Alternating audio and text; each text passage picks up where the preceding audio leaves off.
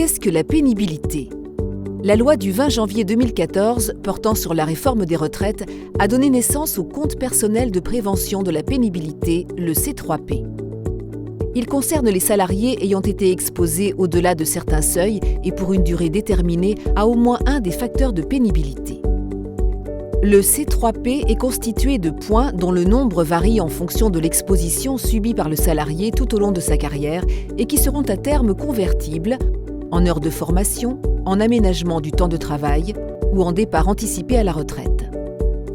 Une déclaration d'exposition à la pénibilité doit être faite par l'employeur pour tous les salariés dont la durée du contrat de travail est supérieure ou égale à 1 mois, contrat initial plus éventuel renouvellement compris, et cela quel que soit le type de contrat, CDI, CDD, temps partiel, apprenti, emploi saisonnier et également les salariés intérimaires.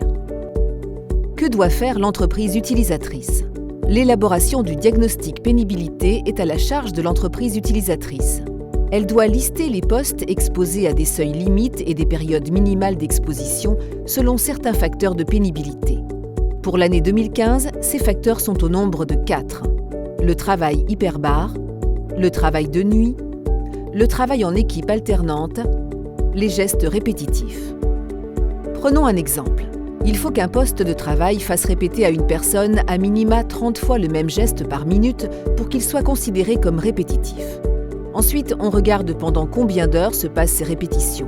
Pour ce facteur, il faut que traditionnellement cette répétition de 30 gestes à la minute se fasse en moyenne 900 heures par an.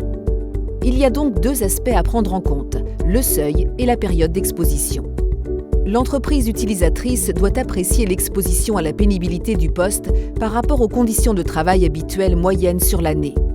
Si les niveaux de seuil et de durée d'exposition sont atteints, l'entreprise utilisatrice doit alors identifier son poste de travail comme étant pénible. Une fois ce recueil d'informations fait, il doit être transmis dès que possible à l'agence d'emploi et au plus tard le 31 décembre 2015. À partir du 1er janvier 2016, ce sera obligatoirement inscrit sur le contrat de mise à disposition. Mais en attendant, tout autre support est accepté. Que doit faire l'agence d'emploi ? L'agence d'emploi doit s'assurer que l'entreprise utilisatrice lui envoie bien la liste des postes exposant à pénibilité au sein de son entreprise.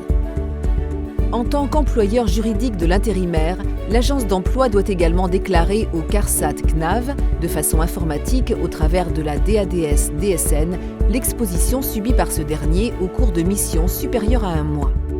L'agence d'emploi a jusqu'au 31 janvier 2016 pour déclarer les expositions à la pénibilité de l'année 2015. C'est ensuite aux caisses d'additionner les différentes périodes d'exposition et de calculer le nombre de points pénibilité auxquels le travailleur pourra prétendre.